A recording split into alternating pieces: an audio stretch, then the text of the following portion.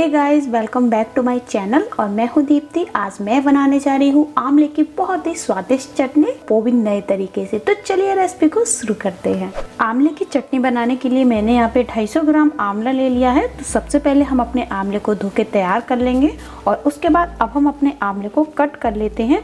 तो आंवले को हम किसी भी शेप में चटनी के लिए कट कर सकते हैं, छोटा या बड़ा, जिस तरीके से आप आराम से उसको कट कर सकते हैं।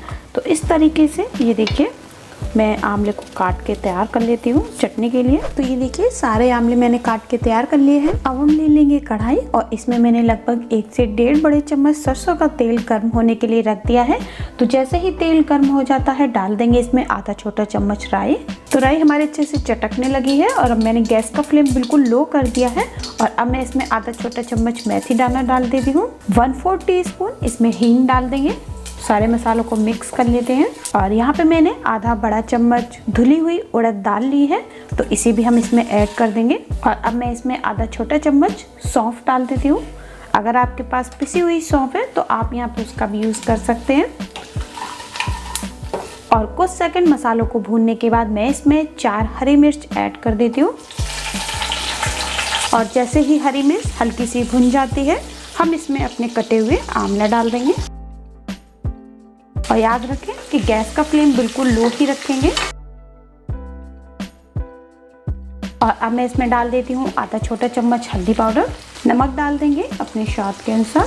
सारी चीज़ों को मिक्स करने के बाद हम इसको लगभग 3 से 4 मिनट के लिए पका लेंगे, जब तक कि हमारे जो आंवले हैं वो थोड़े से सॉफ्ट नहीं हो जाते हैं। तो लगभग 3 मिनट हो गए हैं आंवला को पकते हुए।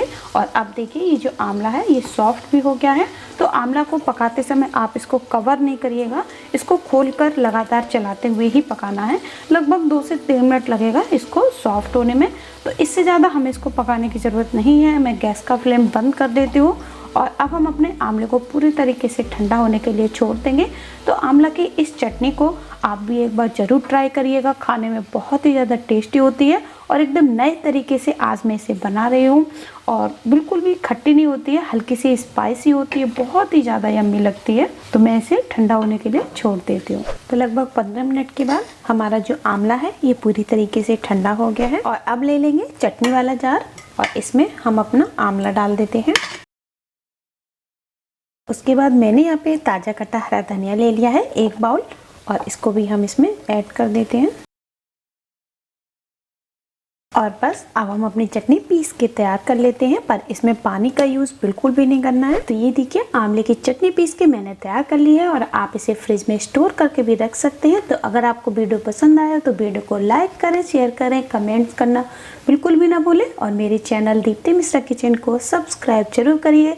तो मिलते हैं एक नई वीडियो के साथ। Okay, bye bye, take care.